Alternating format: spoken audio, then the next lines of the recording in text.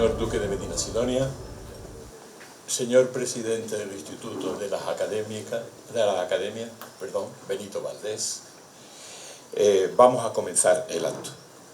Bueno, autoridades, por supuesto, académicos y académicas, amigos todos. Y por cierto, tengo que decir que tengo bastantes amigos aquí, con lo cual me da mucha alegría de venir a Sanlúcar para poder estar aquí.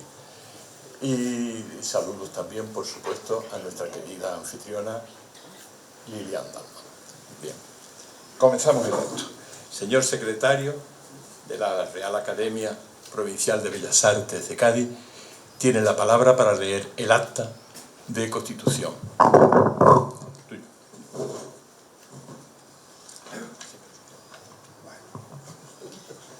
Buenos días. Al punto primero del orden del día de la sesión de la Junta General Extraordinaria celebrada el jueves 18 de diciembre de 2023, se adoptó el acuerdo siguiente. Votación de las propuestas presentadas para las vacantes de académicos de número correspondiente a cada una de las sesiones convocadas en la última sesión de Junta General celebrada el pasado 10 de octubre del año 2023. Se procede a continuación a la votación de la propuesta de don Fernando Cruz Isidoro, presentado para la sección de Arquitectura a propuesta de los académicos de número don Ramón Corzo Sánchez, don Fernando Pérez Mulet y don Joaquín Hernández Conde. Tras el recuento por mayoría, queda aceptado como académico de número don Fernando Cruz Isidoro, de todo lo cual, como secretario, expongo con el visto bueno del señor presidente. Cádiz, 16 de noviembre de 2024. Muchas gracias. Yo rogaría a los académicos, por cierto, de Sanlúcar, Lilian Dalman y Francisco Pérez Valencia, que traigan, si no le importa al estrado, traigan al estrado al candidato, a Fernando Cruz Isidoro. ¿Okay?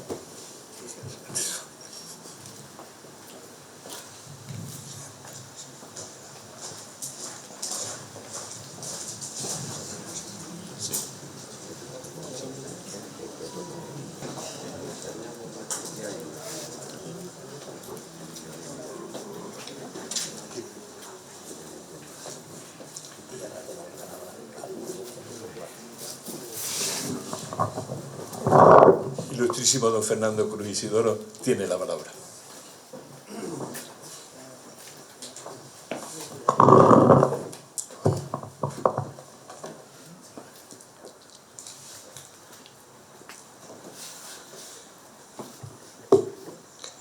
Excelentísimo señor presidente de la Real Academia Provincial de Bellas Artes de Cádiz, don Pablo Julián, excelentísimas e ilustrísimas autoridades, ilustrísimos señores académicos, señoras y señores. Para mí es un doble honor entrar a formar parte como académico de número de esta Real Academia Provincial de Bellas Artes de Cádiz, puesto que ya soy correspondiente por Sanlúcar de Barrameda desde 2019. Será esta, junto a la insignia de oro de la ciudad, una de las distinciones que ostentaré con mayor orgullo. Viene un poquito más bajito, ¿no?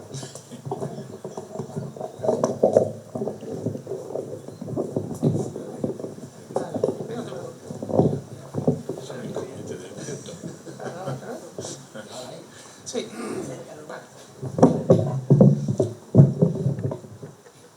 Como estaba comentando,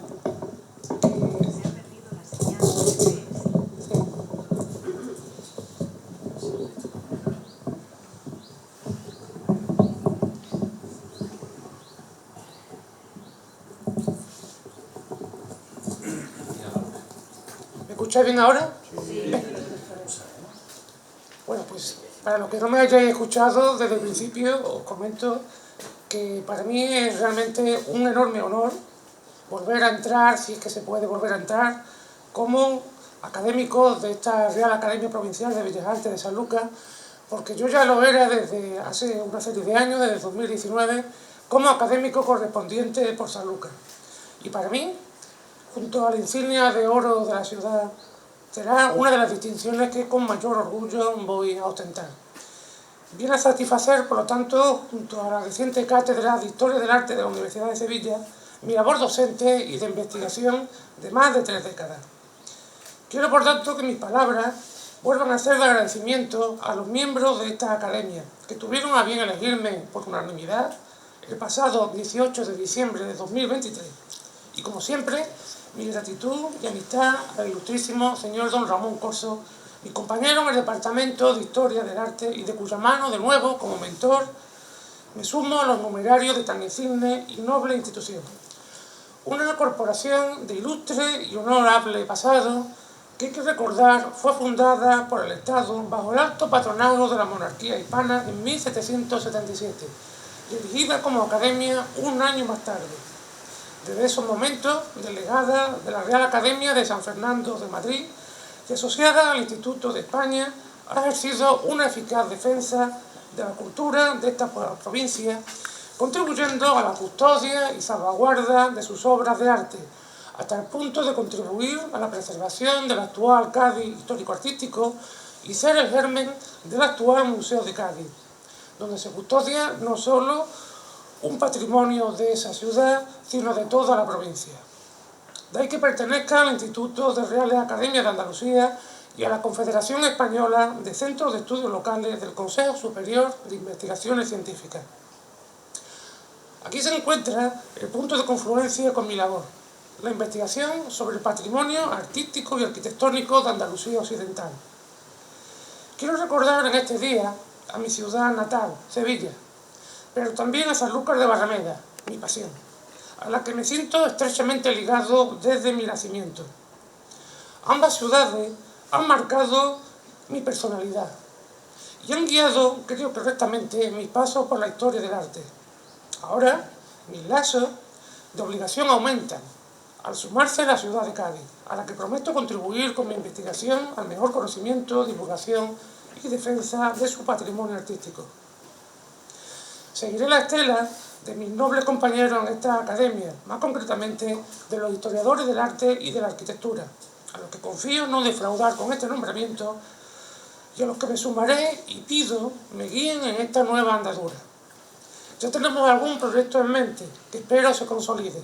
Por tanto, esa será mi función en esta corporación, aparte de la que me encomendé. En cuanto a la temática del discurso para la perceptiva recesión como académico de número, me he decantado por el avance de un proyecto de investigación en curso e inédito, por tanto aún no cerrado. Su título, Las casas-palacios de los duques de Medinasidonia en Sanlúcar de Barrameda y Sevilla, entre la vida privada y la ostentación. Como toda investigación científica, es resultado del uso de las fuentes primarias documentales, localizadas y transcritas durante meses en este archivo ducal en el que todo el inmueble forma parte, y cuya directora, aquí presente, agradezco sinceramente desde esta tribuna su dedicación a tan meritoria labor. Esta lectura es un resumen del trabajo publicado, más extenso y que dispone de aparato crítico con notas al pie, con la bibliografía, fuentes documentales inéditas y un abundante reportaje fotográfico que facilita su comprensión. Partimos de una premisa básica, que las residencias nobiliarias juegan un papel esencial en la interacción de estas señoriales familias con la sociedad del momento, al sobrepasar lo doméstico o de uso administrativo para convertirse en un emblemático marco de representación en lugares clave para la exposición pública de poder y control territorial, convirtiéndola en complejo escenario cargado de símbolos donde mostrar estatus y grandeza. Así lo hemos comprobado con las varias residencias que tuvieron los Pérez de Guzmán, señores de Sanlúcar de Barrameda, condes de Niebla y duques de Medinasidonia. Uno de esos espacios es esta funcional Casa-Palacio de Sanlúcar en la que nos encontramos, la única que se conserva, que cuenta con notables estudios preliminares como el de la duquesa doña Luisa Isabel Álvarez de Toledo y Maura, la de doña María Pérez Gómez o los propios. La primera referencia la encontramos a finales del siglo XIII, tras la reconquista cristiana de la villa, en la cesión que de Sanlúcar hizo el monarca al fundador de la casa, Alonso Pérez de Guzmán el Bueno, por su heroica defensa de Tarifa. En el privilegio rodado, de Fernando IV de octubre de 1297 le concede, leo, la villa de Sanlúcar de Barrameda con el castillo, lo que implica una casa fuerte islámica, pues la precariedad de esos momentos imposibilitaría una construcción cristiana y podría ser el núcleo de este inmueble. Respondería al planteamiento defensivo acometido por el movimiento norteafricano almorávide y almohade para la defensa y estructuración del territorio con enclaves fuertes e imprescindible en una zona tan vital como la desembocadura del Guadalquivir, navegable hasta Erbilia. Otros ribats se han constatado en su entorno: Trebujena, Chipiona, el puerto de Santa María o Rota. El actual palacio en el que nos encontramos se ubica en una posición geoestratégica para el control visual de la barra sanluqueña, en el extremo de poniente de una barranca natural o duna fosilizada que divide la población en dos zonas de marcado desnivel, los barrios alto y bajo. Su restauración, acometida hace unos años, evidenció los restos materiales y espaciales de lo que podría identificarse con un ribat almohade de finales del siglo XII o de las primeras décadas del XIII, y de las estructuras mudéjares que se fueron añadiendo a lo largo de los siglos XIV, XV y XVI. En su fábrica se utilizó el funcional y económico muro de tapial con fragmentos de cerámica, piedras menudas y abundante cal. También el típico ladrillo de gran tamaño para arcos de paso y para descarga de las presiones del muro. Resultan formidables los tres arcos túmidos de herradura apuntados de la planta baja por donde hemos accedido, en lo que actualmente es cafetería. Ese aparejo se utilizará junto al de ladrillo y mampostería mixta en los añadidos posteriores mudéjares y clasicistas. Sus espesos muros, dispuestos en talud para dar fuerza a la estructura, con encastres de ladrillo en rafas y verdugadas como grapas estructurales, se recubren con argamasa de cal para adaptarse a la climatología y servirán de lienzo para grafitis variados y coplillos populares. La búsqueda de funcionalidad determina simples espacios rectangulares cubiertos con alfarguía de pino de segura y ladrillo por tabla para una segunda planta habitable y con armaduras de madera tejada a una o varias aguas en esa última. Es propio del sistema constructivo en uso en la ciudad hasta casi la actualidad, por la inexistencia de cantera en la localidad, ya que el transporte de sillería desde la Sierra de San Cristóbal encarece el coste e impide la tradición del oficio de cantero. El edificio se complementaba con una cerca de tapial para guardar un pequeño caserío. Sobre ella intervendrán los guzmanes, reforzándola y ampliándola desde fines del siglo XIII y aún hoy quedan restos dentro del palacio y en diferentes calles. La comprensión tipológica de este palacio resulta complicada, pues no responde a un plan unitario de construcción, sino a uno orgánico, mantenido durante siglos, al haberse añadido nuevas estructuras según las necesidades. Agravado, además, por tener que adaptarse a la falta de terreno por la orografía del espolón de la barranca y a otros edificios vinculados, como la inmediata parroquia palatina de Lao. Deberemos acudir al análisis de las fuentes documentales y visuales de archivos y a la propia lectura paramental y de espacio para intentar interpretar su estructura evolutiva. Para tomar conciencia del conjunto, resulta básico una planta que del palacio realizara en 1762 el historiador Velázquez Gastelo. Con todo ello, se puede plantear una hipótesis de sus etapas constructivas. La fase más antigua resultaría la vieja casona fuerte, que parece ceñirse en planta baja a una nave transversal abierta a un anchurón por una puerta almohade de arcos de herradura de ladrillo apuntado. Configuraría un ala encajada entre cuerpos cuadrados, salientes, visibles al menos uno, quizás como torre de ángulo, en la esquina a la Cuesta de Belén, donde se conserva otro arco túmido mirando a la barranca. Parece abrir a una primitiva galería porticada que no puede ser la actual de arcos de medio punto. posiblemente hubo otra torre esquinera. Esta peculiar organización alargada, en parte original al adaptarse a la cresta de la duna, parece derivar de modelos palaciales de la Alta Media Hispana, como el ovetense de Alfonso II el Casto, y recuerda además a las villas romanas. Actualmente, ese cajón de muro queda compartimentado por arcos diafragma de ladrillo transversales de sección rebajada que señalan una intervención posterior, mudéjar, para trabar los muros paralelos y dar fortaleza a la planta superior. Ladrillos de junto y canto y tierra pisonada calcificada se emplearon como pavimento. Ese primitivo edificio o alcázar viejo bastó a los 4 primeros señores de San Lucas, como afirmara Velázquez Gastelu, pues solo pasaban allí algunas temporadas, ya que su residencia principal siguió siendo durante más de 200 años el Palacio Sevillano del barrio de San Vicente. Su adaptación implicó sencillas intervenciones sobre el espacio interior, acotándolo con cítara para los nuevos usos y alguna que otra intervención para reforzar sus defensas. La ruina parcial por falta de mantenimiento o su incapacidad funcional determinó una segunda fase de intervención que se iniciará en 1419 con el quinto señor de San Lucas y segundo conde de Niebla, Enrique de Guzmán.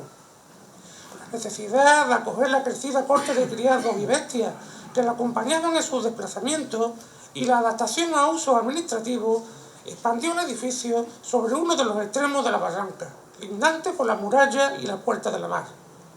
Originó un desplazamiento del espacio palatino donde ahora encontramos un ángulo abaluartado y diversas dependencias, fruto de una reforma posterior, que giran en torno al patio grande de las caballerizas.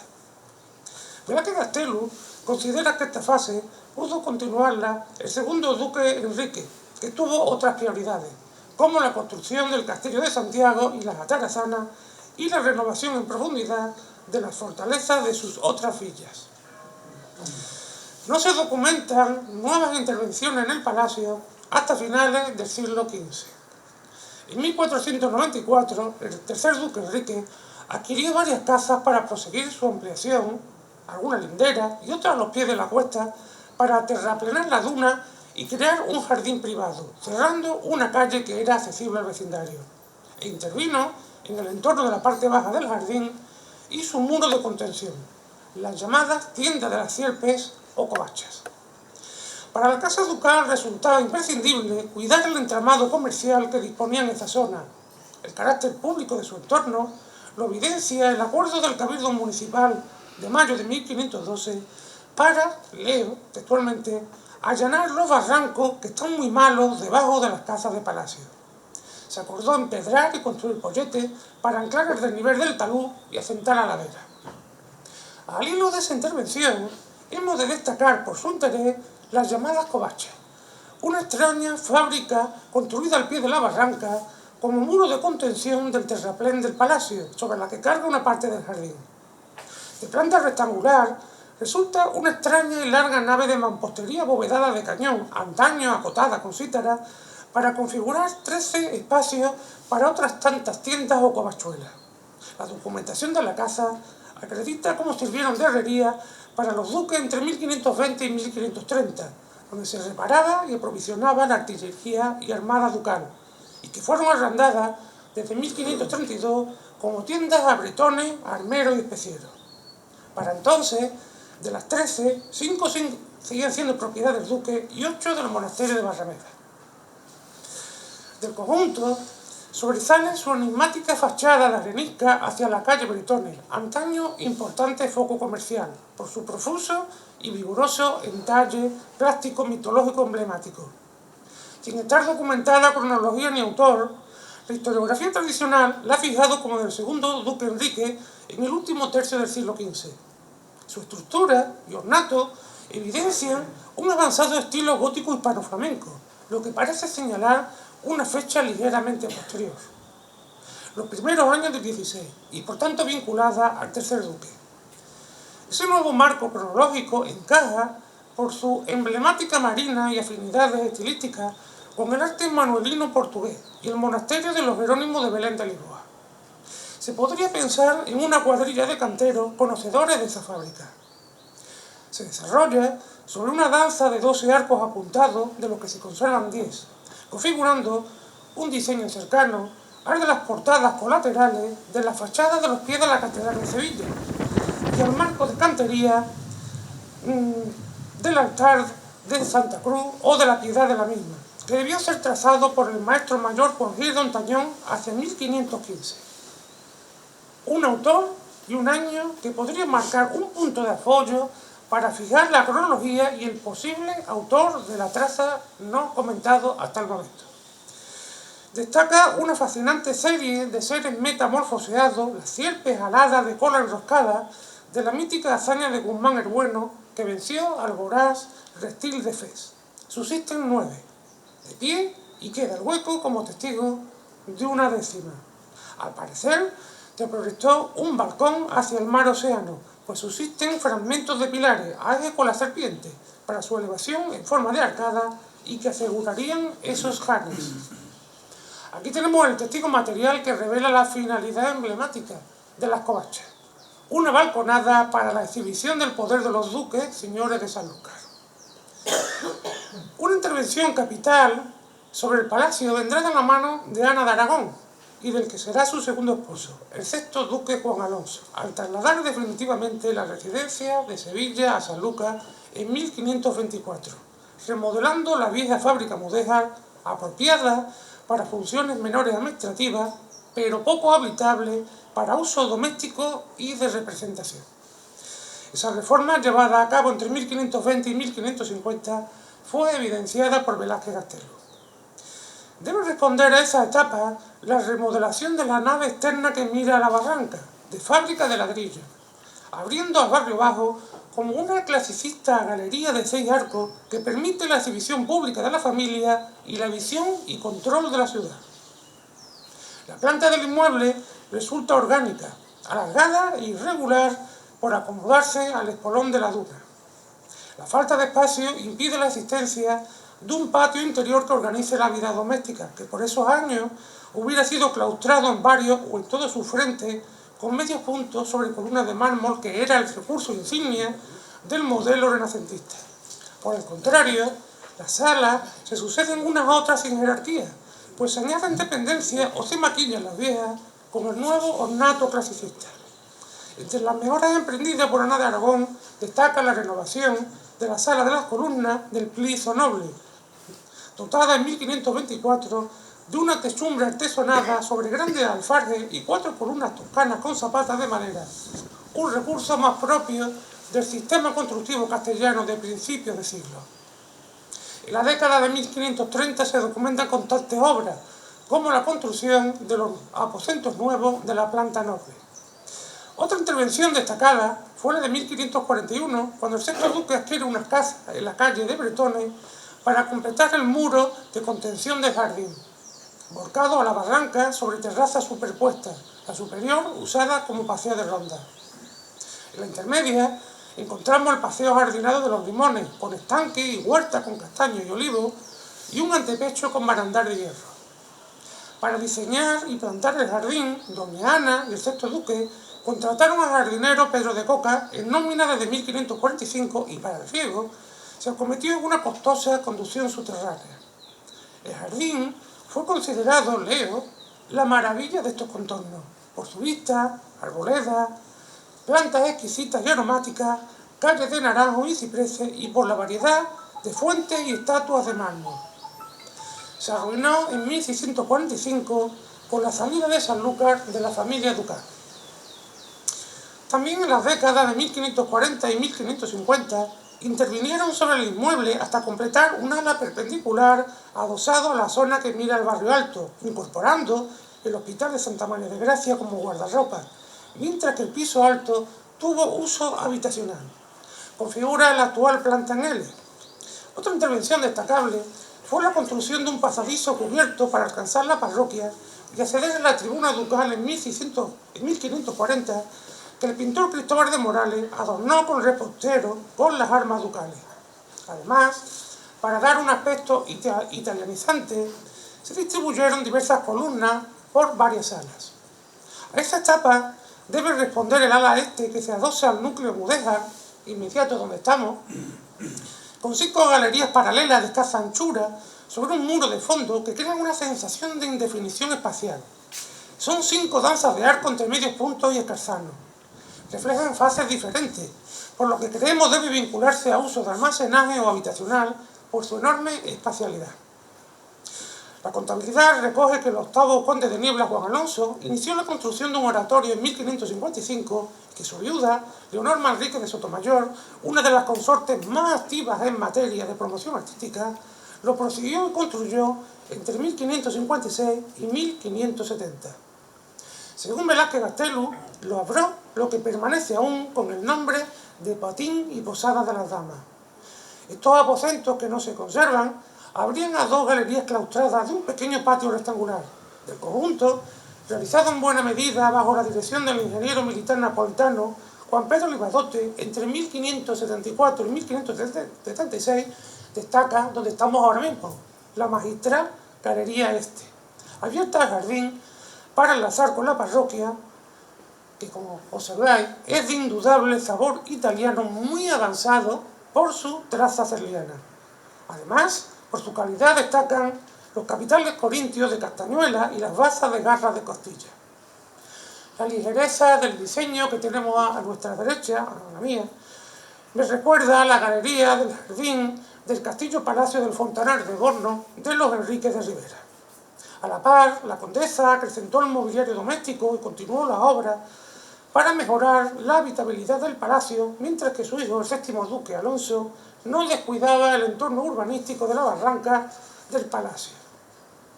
En 1575 labró varias tiendas en la calle de Bretones, donde traficaban artesanos y comerciantes de esa nacionalidad, encargando hasta 14 columnas de mármol, varias de las cuales se conservan aún embutidas en los edificios de la zona. Trascendentes resultan las reformas emprendidas por este duque en el palacio, que enfatiza un documento que dice, leo: en la casa de la vivienda de Sanlúcar ha labrado más que si desde su principio se hubiera hecho de nuevo, con buena oficina y caballerizas. Esas cuadras abrían a la cuesta de Belén y las construyó con antelación a enero de 1601. Podemos hacernos idea del aspecto exterior hacia la barranca por una vista de Sanlúcar que dibujara el pintor flamenco Wingaerde en 1567 y por la descripción que realizara Agustín de Orozco hacia el año 1598. Leo: el palacio y casa de los duques, asentada en el último remate de la cordillera del Cerro, y por eso participa de grande señorío y hermosa vista. La casa es de poco y mal edificio, pero de grande hospedaje, y suma de pequeños aposentos, y solamente tiene de autoridad en la alteza del sitio. El inmueble quedará configurado por su hijo, el 8º duque Manuel, como refleja otro documento, aunque en parte sea apropiándose de la labor de sus padres. Vuelvo a leer de nuevo. Ha mejorado el duque mi señor, edificando las casas principales y jardines del palacio de la ciudad de Sanlúcar, lo que ha hecho casas con vivienda de gente, que antes le faltaba, metiendo agua dulce de pie y fabricando las galerías y corredores y la sala de los mármoles, haciendo fachada a la delantera de la casa que no la tenía y disponiendo los jardines de ella con el lastre que hoy tienen, que antes estaban en curto y hecho un pedazo de monte, y hoy con la fuente, mesa, calle y otras muchas, como todo es de gran estima y costa. Y finalmente no ha quedado pieza en la casa que de nuevo no se haya techado y reparado, añadiendo en ella muchas fábricas de sus cimientos que hoy sirven para criado y guardarropa, en que se han gastado más de 50.000 ducados. Fijaros que es una descripción muy precisa de la obra.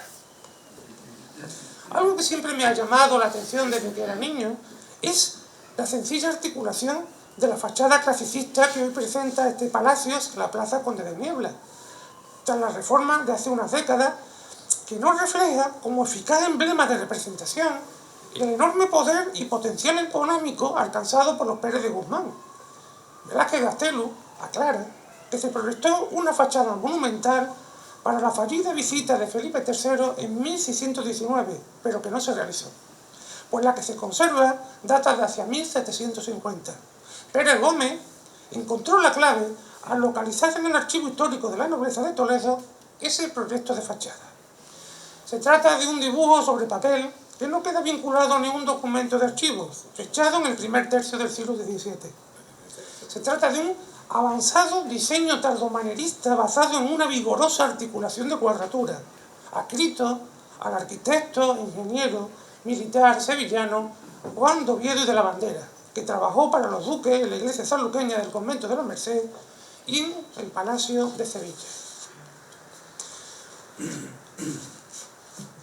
Otras intervenciones del octavo duque fueron remodelar los jardines, añadiendo cañerías para dar agua a la fuente, construir nuevos aposentos y monumentalizar en 1623 la escalera con losas y columnas de mármol y un barandal de pilastras de hierro, o las obras acometidas en la Galería de los Pajes y en el jardín. En 1635 las dirigió el maestro mayor de obras ducales, Martín Rodríguez de Castro, junto al carpintero Pedro de Castilla. Todos los nombres de los arquitectos, pagos y materiales no los estoy comentando en esta lectura, pero sí aparecen en ese librito que luego vais a tener. Poco antes de la pérdida del señorío sanluqueño, entre 1639 y 1640, el noveno duque Gaspar mandó edificar el salón principal para el recibimiento de su segunda esposa, Juana Fernández de Córdoba, hoy conocido como Salón de Embajadores, con una falsa bóveda de yeso de articulación protobarroca. Pero con la salida de la familia en 1645 se inicia la progresiva ruina del palacio, un deterioro que se intentó detener tras su recuperación con sucesivas reformas, fundamentalmente a partir del año 1711, para volverlo a hacerlo habitable para las residencias ocasionales. A pesar de las reformas acometidas a lo largo de los siglos XVII al XX, el inmueble sigue conservando su carácter irregular, más propio de una casona medieval que de un palacio clasicista, pero también el calor de ser un edificio habitable que no tiene otro tipo de palacio.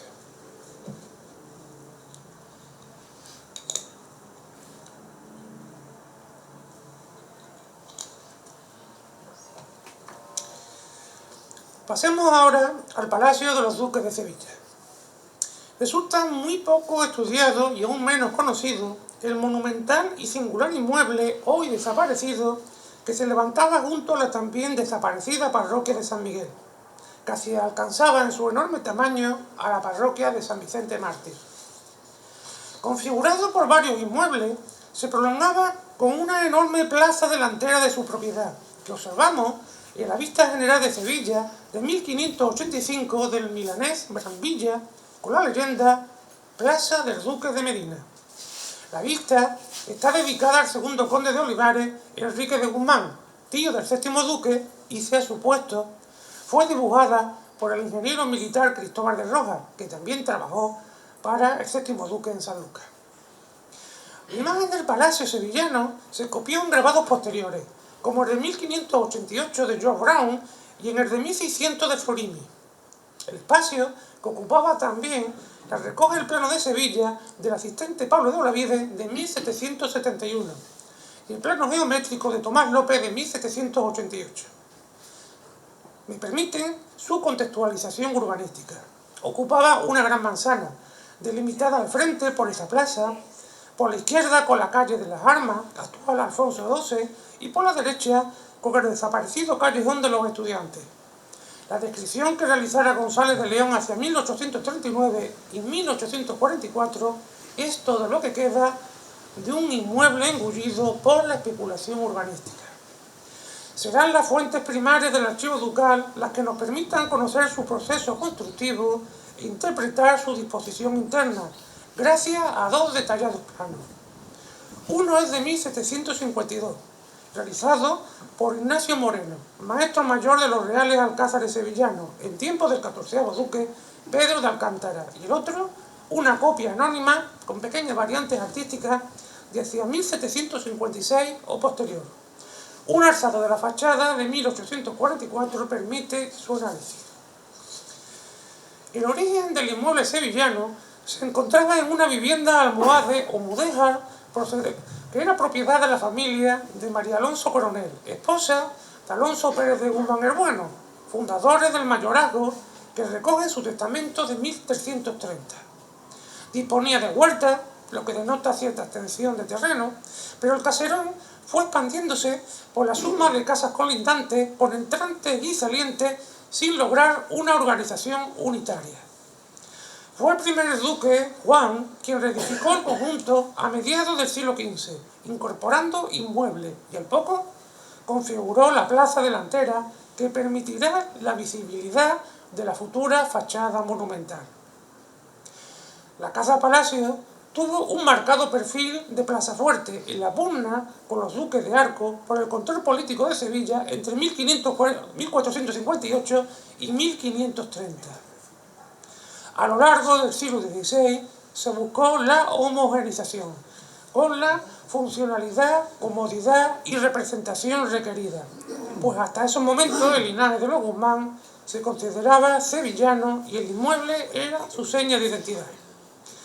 Con el traslado de la familia a San Lucas en 1524, el palacio, a pesar de todo, siguió manteniendo esa función de símbolo.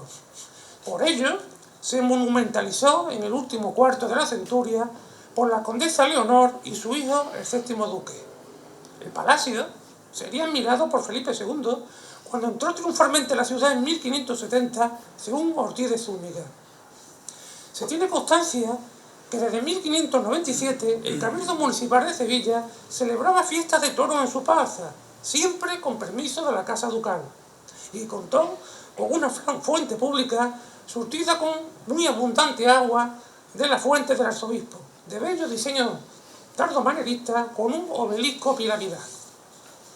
Se conservan en el archivo ducal las intervenciones de canteros, albañiles y carpinteros desde 1575, que están en ese libro, que se afanarán en imprimirle el aspecto de palacio clasicista y monumental que el poder familiar demandaba, uniformando espacios en torno a patios de tinte renacentista, y se construyó una sala para una de las aficiones de los duques, el juego de pelota. Allí trabajaron diversos carpinteros, entre ellos Marcos de Cabrera, que podría ser el afamado autor del Cristo de la Expiración de la sevillana Hermandad del Museo. Ese espacio, en la trasera del palacio, daría nombre al callejón Corredor de Pelota. Más interesante resulta la intervención de 1576 para acabar los patios principales, sustituyendo los viejos pilares de ladrillo murales achaflanados por clasicistas columnas de piedra de orden toscano. Fueron entalladas 35 columnas por los canteros Ambrosio de Ceja y Juan Díaz de Toledo. Permitió montar un patio de cierto tamaño de 9 columnas en cuadro y entrañó la organización de las salas colaterales. Poco a poco el inmueble fue adquiriendo forma unitaria y cierta apariencia clasicista. Tuvo hasta 4 patios claustrados con columnas, pero solo 2 presentaban un circuito enorme de 32 soportes. El notario Francisco Sigüenza describirá esta casa palacial en 1579, señalando que el séptimo duque, Leo, la va labrando, dando anchura y más lugar a la plaza y una hermosa vista con tan suntuosa delantera que después de acabada, hasta la otra esquina que entra en la calle de Armas, como se tiene acordado, será la mejor que haya en España. Una novedad. Posiblemente la traza y dirección de esa intervención sea del arquitecto Asensio de Maeda, por entonces criado del séptimo duque y luego maestro mayor de la Catedral de Sevilla y del Cabildo Municipal hispalense. Las cuentas registran constantes obras en años posteriores y diferentes direcciones. En 1604 quedaron en manos del maestro mayor ducal Juan de Castilla, que tuvo que desplazarse desde San Lucas.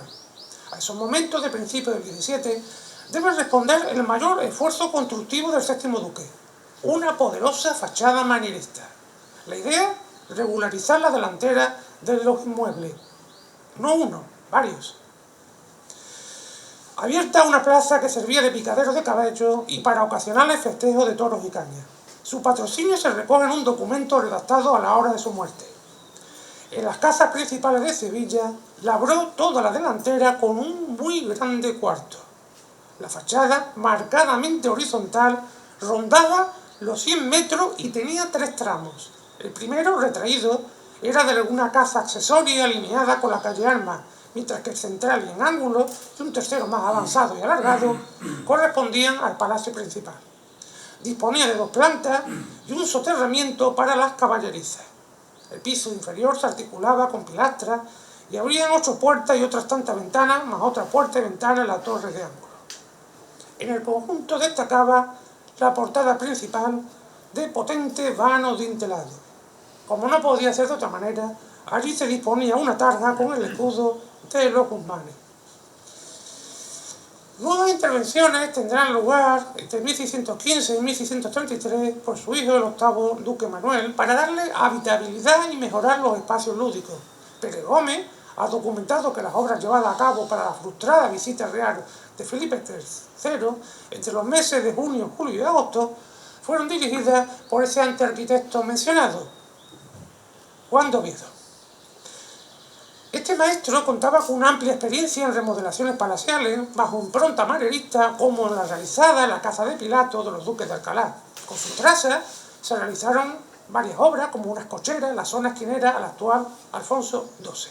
Se arreglaron cañerías, se empedraron suelos, corredores, cocheras, caballerizas, se repararon puertas, ventanas y el pintor Blas Martín retocó la potente armadura de media naranja de su escalera principal. También en esos momentos se reconstruyó la estancia del juego de pelota que decoró un pintor muy interesante apenas conocido llamado Miguel de Esquivel con el escudo de armas.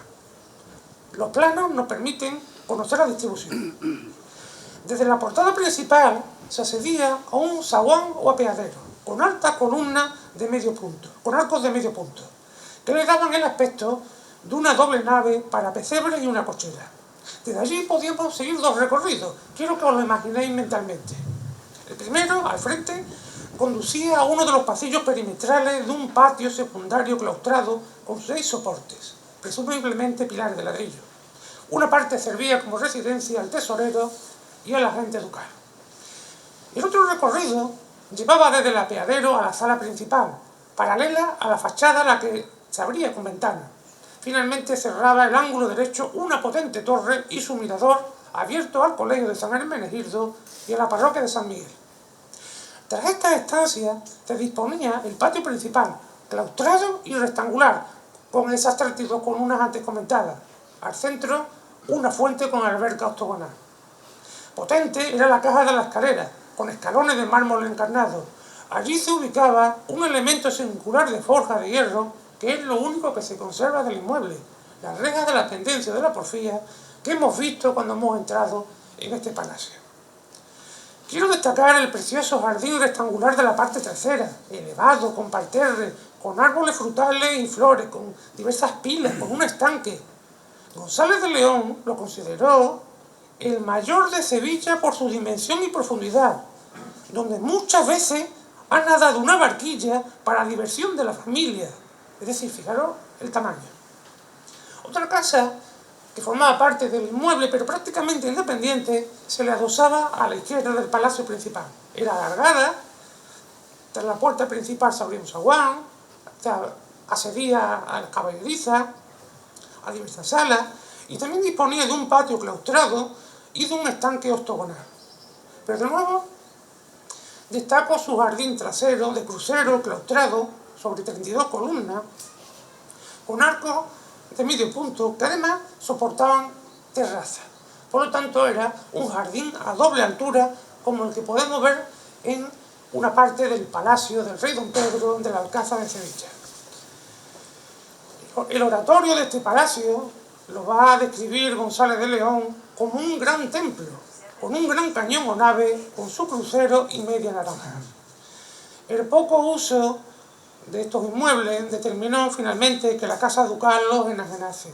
Según González de León, entre 1767 y 1779, el asistente de la ciudad de Sevilla, don Pablo de Olavide, levantó en parte de su fábrica un teatro para las representaciones de comedia, pero su ruina provocó su demolición en 1795. A ello se añadió también la propia ruina provocada por la invasión francesa de 1810, pero aún así, el inmueble conservaba parte de su potencia. Afirmará este historiador en el XIX. Esta casa-palacio, si no era la mayor por su extensión de todas las particulares de Sevilla, por lo menos era la de mayor fachada. La plaza delantera recibió en 1841 el nombre del Duque de la Victoria en honor del general Espartero, pero hoy en día los sevillanos seguimos conociéndolo como la Plaza del Duque, la Plaza del Duque de Medinaceli. La planimetría del siglo XIX permite comprobar la parcelación del palacio y su enajenación para nuevas residencias. En 1866, el marqués de Palomares adquirió el palacio principal a los duques de Medinaceli.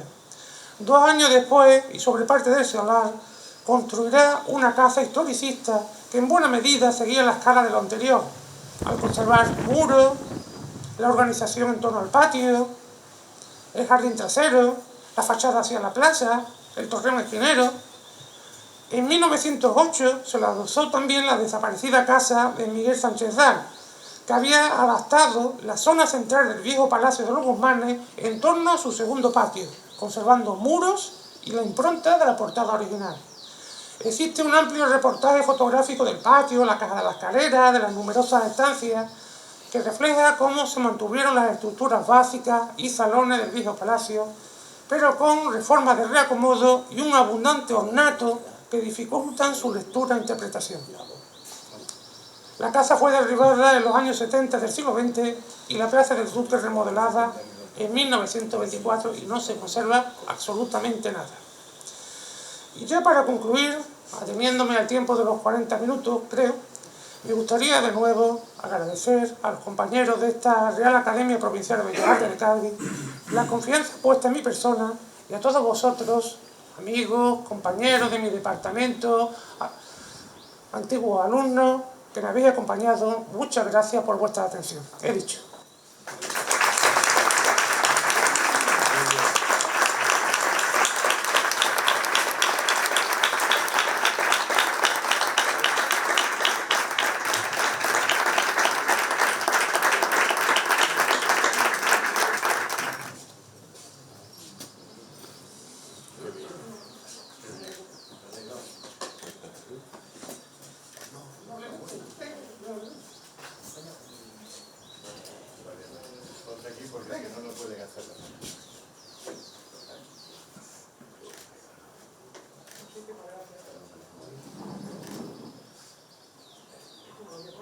Eso te lo tienes que poner ahora mismo.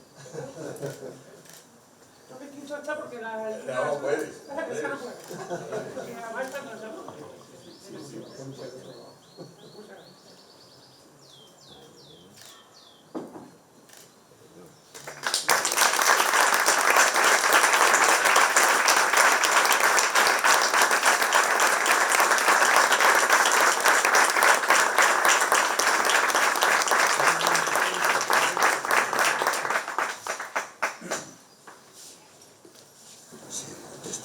Excelentísimo señor don Benito Valdés Castrillón, presidente del Instituto de Academias de Andalucía, excelentísimo señor don Pablo Juliá y Juliá, presidente de la Real Academia Provincial de Bellas Artes de Cádiz, ilustrísima señora doña Lilian María Dalman Westermayer, presidenta de la Fundación Casa Medina Sidonia, excelentísimos y ilustrísimos señores académicos, señoras y señores. Las corporaciones académicas se identifican por un carácter singular que no posee ninguna otra asociación científica o cultural, pública o privada, ni en nuestro país ni en el resto del mundo occidental, y es precisamente el de basar su composición en la aceptación de nuevos miembros que han sido designados por los propios integrantes de la Academia, sin que pueda mediar influjo o mediación de nadie ajeno a la corporación. Por esta razón, los académicos podemos decir con orgullo que somos herederos y sucesores de las mejores figuras históricas de nuestra cultura. Para ingresar en una academia no existen baremos reglados ni exigencias de informes favorables previos de instancias administrativas creadas para la perpetuación de directrices políticas. Los académicos nos hacemos responsables con nuestro leal saber y entender de elegir quién debe acompañarnos, y así es desde hace más de 2 siglos en casos como el de nuestra Academia Provincial de Bellas Artes de Cádiz.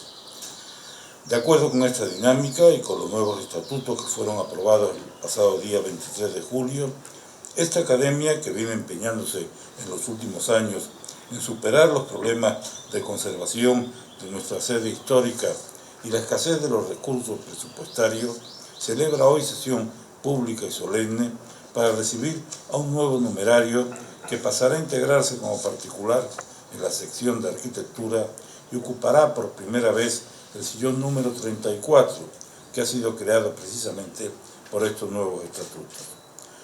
Con ello, la Academia amplía el recurso fundamental de su patrimonio, que es el de sus miembros, en los que basa la actividad y el devenir futuro de la institución. Un motivo añadido de satisfacción para la Academia es el de que esta recepción solemne tenga lugar en el Palacio de la Casa Ducal de Medina Sidonia, en Sanlúcar de Barrameda, donde ya tuvo lugar en noviembre de 2019 la recepción como correspondiente de nuestro nuevo numerario, Fernando Cruz Isidoro. Entonces tuvimos la dicha de disfrutar también de la hospitalidad de la Ilustrísima Señora doña Lilian Marie Dalman Westermayer, presidenta de la Fundación Casa de Medina Sidonia, quien se ha integrado en nuestra corporación como numeraria en el año 2022. Debemos agradecerle de nuevo su acogida y excelente disposición, que reafirma el elevado papel de servicio de la cultura como el que cumple la Fundación. Celebrar este acto en Sanlúcar de Barrameda tiene muchos valores simbólicos, entre los que destacaré el que es para mí más atractivo, y es el de la situación geográfica de esta ciudad, en el vértice de articulación de los territorios de Sevilla y Cádiz.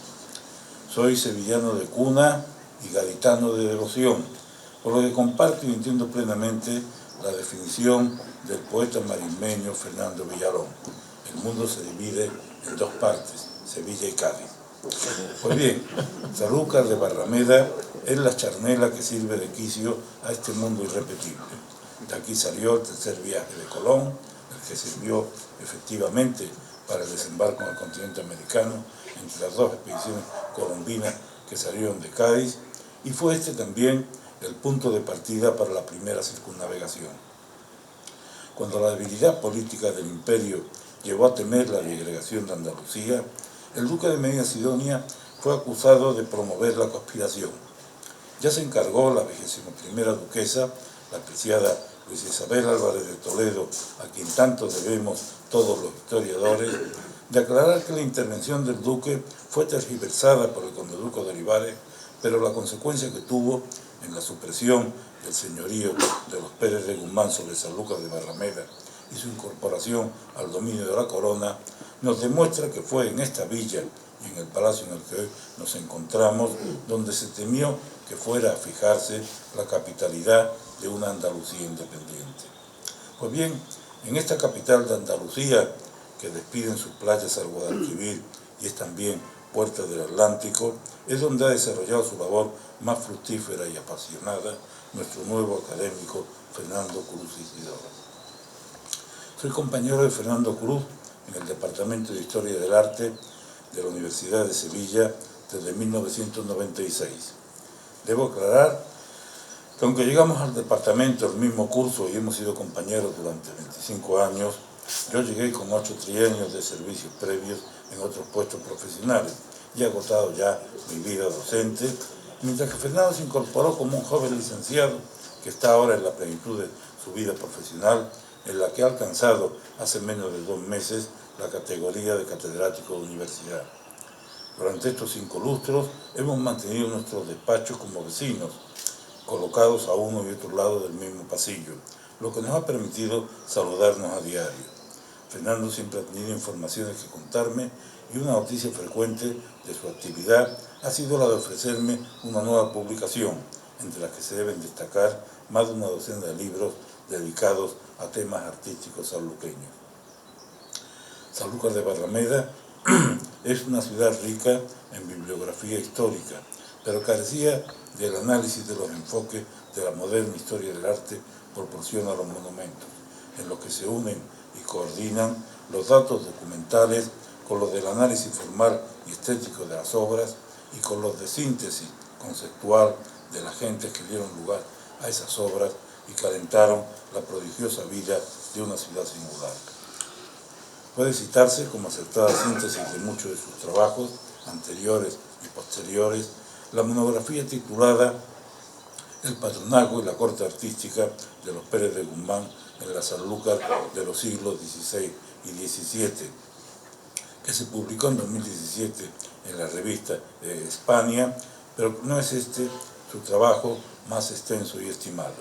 Citaré aquí las monografías sobre el Santuario de Nuestra Señora de la Caridad, la Hermandad del Nazareno de Sanlúcar, el Santuario y Basílica Menor de la Caridad de Sanlúcar de Barrameda, el Convento Sanluqueño de Capuchinos, la Real Hermandad de las Angustias, el Convento de la Victoria, la Hermandad del Santo Entierro, el patrimonio restaurado de la Basílica de la Caridad, el Monasterio de Madre de Dios, el Convento de San Diego y la Hermandad de la Oración en el Huerto, y un ensayo también de mayor profundidad y relieve, el de Cuando Sanlúcar no era blanca, revestimientos y policromía de sus fachadas barrocas.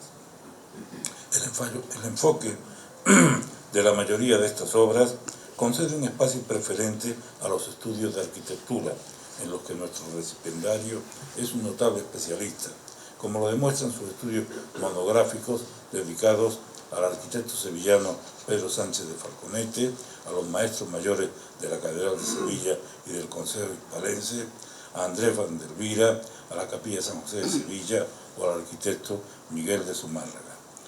Me he limitado a la relación de los libros publicados por Fernando Cruz sobre asuntos de arquitectura, y es esta una pequeña parte de su producción científica, que abunda en los mismos temas en una extensísima relación de artículos, ponencias y comunicaciones en reuniones científicas o labores de catalogación en múltiples exposiciones. Todo ello serviría ya como suficiente justificación de que hayamos elegido a Fernando Cruz Isidoro como miembro de nuestra sección de arquitectura. Pero desde mi punto de vista, lo que ha llegado a sorprenderme de una forma más directa es el rigor con el que ha sabido componer su discurso sobre la casa en la que nos encontramos. Porque como todos hemos podido escuchar y leeremos muchas veces en la publicación, Fernando Cruz Isidoro ha desarrollado un análisis documental y formal decisivo del Palacio de los Guzmanes, como lo denominaba la 21ª duquesa Luisa Isabel Álvarez de Toledo, su mejor cuidadora y conocedora. Fernando Cruz Isidoro es historiador del arte, como se pone en manifiesto en su trayectoria docente, y dentro de esta disciplina ha alcanzado un nivel superior en lo referido a la arquitectura, pero en su discurso se nos ha relevado también como un acertadísimo arqueólogo, lo que puede afirmar y defender mejor que cualquier otro rasgo por ser este mi campo profesional. Yo he recibido como un regalo personal todo lo que Fernando Cruz ha sido capaz de reunir y ordenar sobre otro palacio ducal, el de Sevilla. Nací en el barrio del Duque y durante mi infancia frecuenté la Plaza del Duque y visité en muchas ocasiones el almacén de tejidos en el que se convirtió el palacio tras su abandono por los marqueses de Palomares del Duero. Fui estudiante en el Colegio Alfonso X y luego esperaba diario el autobús escolar en la puerta del Palacio de Sánchez d'Arc, ambos inmuebles superpuestos al espacio original del Palacio Ducal. En ocasiones llegaba hasta allí por el Callejón de los Estudiantes, en el que se conservaba una ventana gótica como miembro superviviente de las casas de Medina Sidonia. Vivía el derribo de aquellas casas y me preguntaba luego por el pasado de un espacio para mí tan familiar en el que ahora puedo revivir su historia y su imagen gracias al texto de Fernando Cruz. Pero es el estudio de la Casa Palacio en la que nos encontramos la mayor aportación de nuestro recipiendario, y ese estudio lo ha realizado con una técnica y una metodología que es arqueología pura, o la verdad de lo que debería ser la arqueología que muchos intentamos desarrollar. La descripción y estudio de la Casa Ducal parte de una comprensión clara y atinada de la historia del inmueble, y esta se hace a pesar de que la disposición sobre un marcado desnivel y la falta de conexión entre algunas de las edificaciones nos presenta el conjunto como una intrincada madeja de hilos enredados. Los documentos escritos, cuya conservación debe agradecerse a la cultura de los duques y a su conciencia de estar obligados a la salvaguarda de un patrimonio común, le han servido a Fernando Cruz para articular un entramado con preciso orden cronológico al que se deben vincular las estructuras conservadas.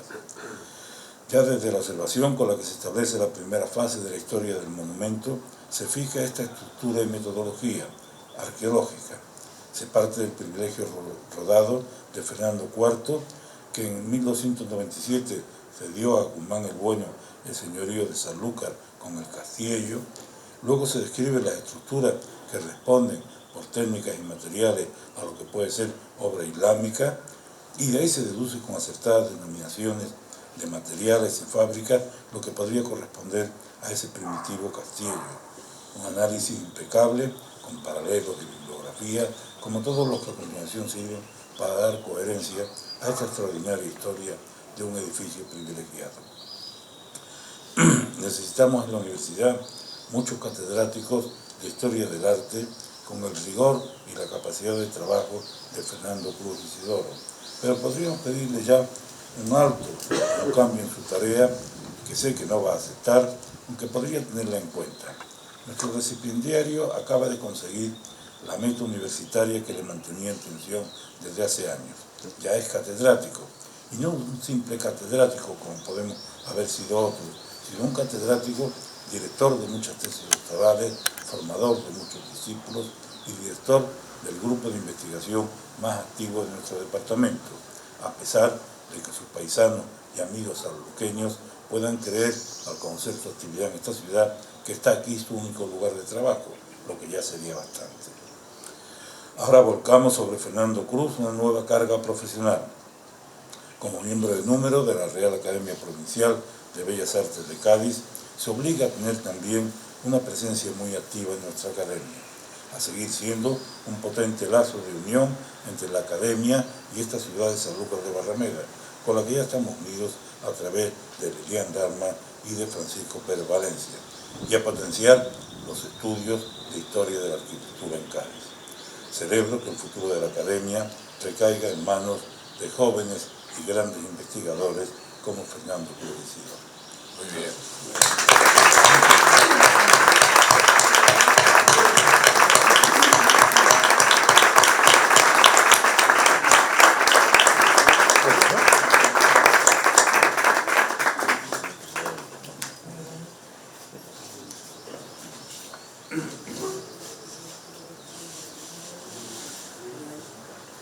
Ilustrísimos académicos, señoras y señores.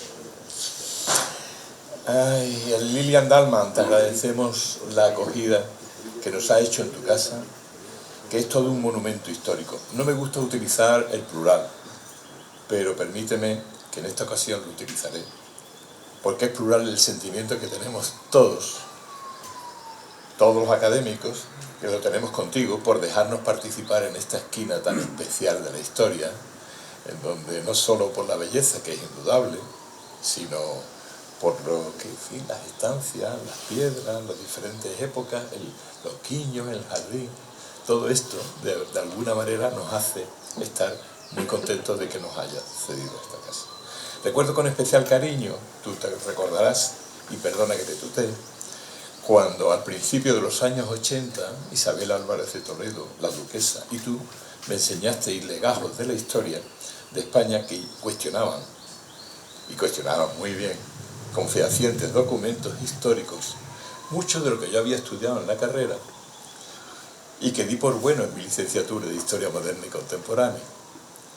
El tiempo nos enseña a todos, pero aquí, entre legajos, aprendí a relativizar muchas de las cosas que había aprendido. Y eso para mí ha sido muy de agradecer. Hoy toca hablar de la incorporación de Fernando Cruz Isidoro. Pero antes me van a permitir que hable de dos aspectos que me gustaría comentar. Es bien sabido que la Academia Provincial de Bellas Artes de Cádiz lleva grabada en sus siglas el carácter provincial. Bien, somos conscientes de ello, pero nos falta desarrollar toda una red académica, que es lo que queremos hacer en la provincia de Cádiz. estamos haciendo un esfuerzo significativo, importante, para suplir esas carencias y conseguir una mirada más global, más plural.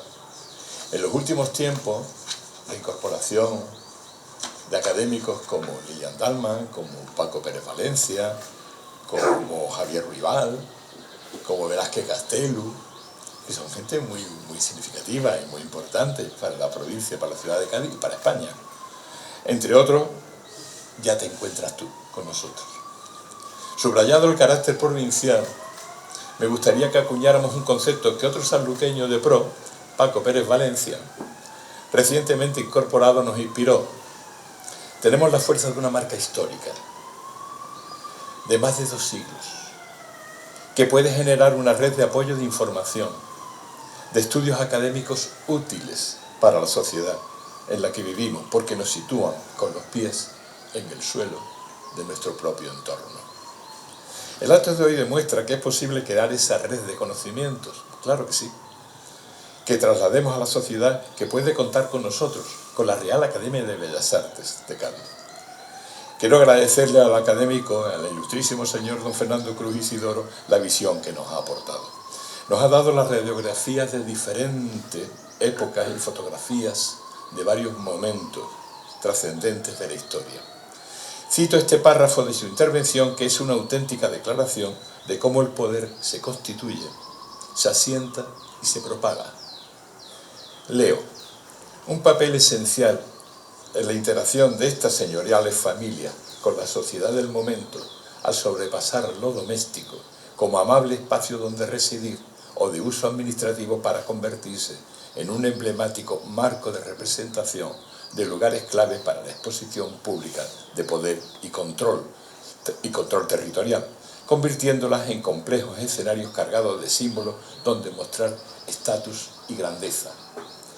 Además, desde una concepción crítica de nuestro pasado, este proyecto no esconde la desaparición en el siglo XIX o en el XX de importantes edificios, como antes citaba don Ramón Corzo, lo del Palacio de Edal, que todos lo recordamos, ¿no? No con la idea de señalar culpables, que no es esa, creo, tu idea, sino la de ampliar, la más amplia de entender los vaivenes que da la historia. Es difícil a veces en el presente continuo del tejido urbano de las ciudades la fotografía de lo que fue.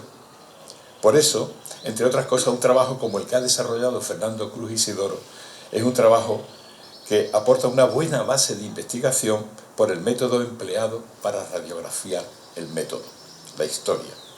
Nos alegramos mucho de tenerte entre nosotros, Fernando. Gracias.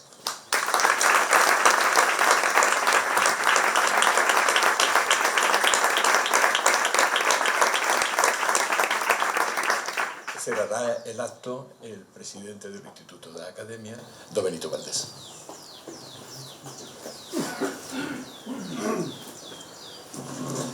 Excelentísimo señor presidente de la Real Academia Provincial de Bellas Artes de Cádiz, excelentísimo señor duque de Medina Sidonia, ilustrísima señora presidenta de la Fundación Casa de Medina Sidonia, ilustrísimos señores académicos, dignísimas autoridades, señoras y señores.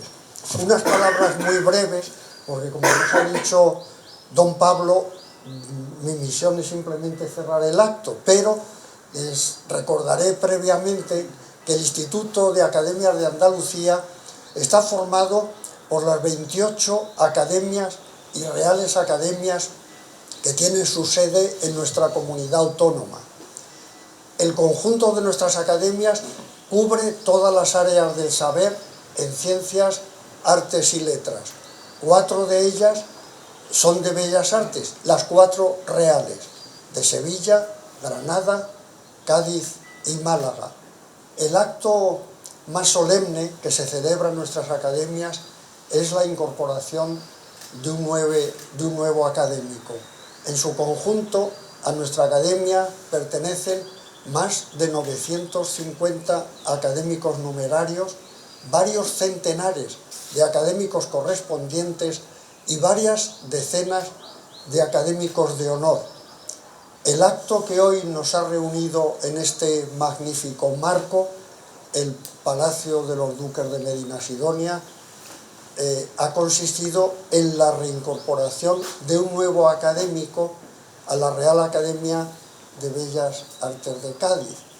Yo no quería simplemente nada más que felicitar al nuevo académico, a don Fernando, por su magnífico discurso que ha versado sobre la historia constructiva de dos magníficos palacios. Uno, lamentablemente desaparecido, el de los de Medinasidonia de Sevilla, y otro, este magnífico palacio que, como he dicho, hoy nos acoge y en el cual, por cierto, hace 5 años tuvimos ocasión de recibir a don Fernando Cruz como académico correspondiente en el magnífico Salón de Embajadores de la primera planta que hoy no hemos podido ocupar. Así que felicito al nuevo académico por su magnífico discurso, a don Ramón Corzo por su no menos magnífico discurso de contestación y a la Academia Provincial de Bellas Artes de Cádiz por el acierto que ha tenido en incorporar a este magnífico historiador del arte. Y nada más, sino desearle un futuro brillante, como es brillante su carrera investigadora en esta nueva academia, y darles a ustedes todas las gracias por su atención. Ha terminado la sesión, quiero decir, ha terminado el acto, se levanta la sesión.